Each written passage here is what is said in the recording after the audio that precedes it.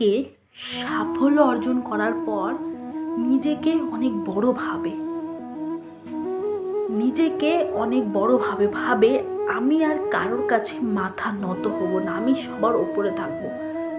তারা ভুলেই যায় তাদের থেকে বড় সম্মানজনক কেউ থাকে। তাদের মধ্যে এতটাই অহংকার জন্ম নেয় যে নিজেকে ভুলেই যায়, নিজে কোনো জায়গায় নত হওয়া ভুলেই যায়। আমি কারো কাছে নত হয়ে কিছু চাইবো, কিছু করব, এটা সে ভুলেই যায়। তার মধ্যে তখন কি অহংকার জন্ম নেয়,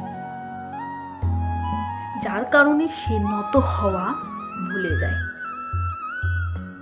তো আমি একটাই কথা বলবো, ছোট্ট একটা একটা বাণী বলবো তোমাদের।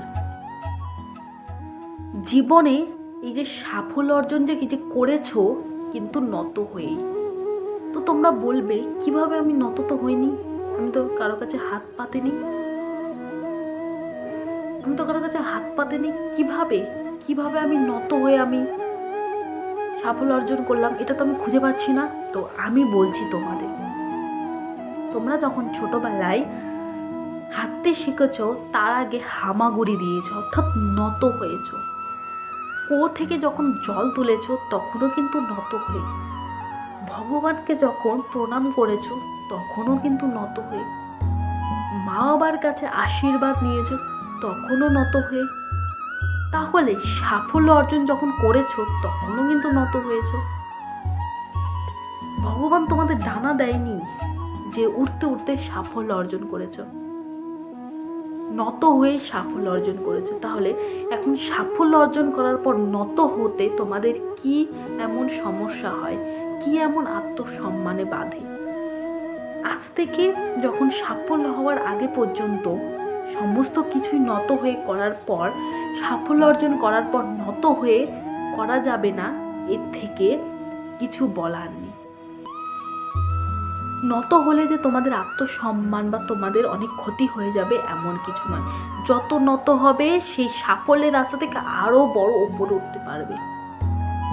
নত হওয়া মানে কারো কাছে ছোট হওয়া না, নত হওয়ার মাধ্যমে নিজের ধৈর্য ক্ষমতাটাকে টিকে রাখা।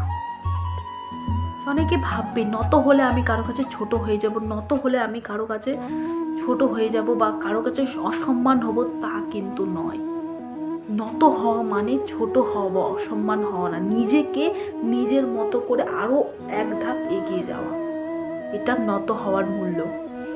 আমার এই গল্পটা থেকে তোমাদের একটাই বোঝাতে চাইছি, অনেকে কি সাফল্য অর্জন করার পর নিজের মনে এতটাই অহংকার যে তৈরি করে, আমি আর কারোর সামনে কোনো কিছু হব না, আমি সবার ওপরে কথা বলবো, যেটা সব থেকে খারাপ।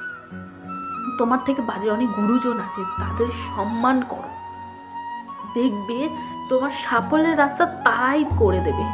আর যদি তাদের সম্মান না করো, তারাই তোমার আপন জন্যই তোমার সাফল্যের রাস্তা দরজা বন্ধ করে দেবে। তাই কখনো নত হতে বাধা হয়ে দাঁড়াবে না। যত নত হবে সাফল্যের রাস্তা সিঁড়ি তত তোমার বাড়তে থাকবে। আমার ভিডিওটা ভালো লাগলে, এটা শ্রীকৃষ্ণর বাণী, ভালো লাগলে আমার সমস্ত ভিডিওগুলো শ্রীকৃষ্ণের বাণী, গৌতম বুদ্ধের বাণীর মতনই হয়। তোমাদের ভালো লাগলে লাইক, কমেন্ট, শেয়ার করে দেবে। এইটুকুই আমার মোটিভেশনাল ভিডিও, আজকের মতো এইটুকুই।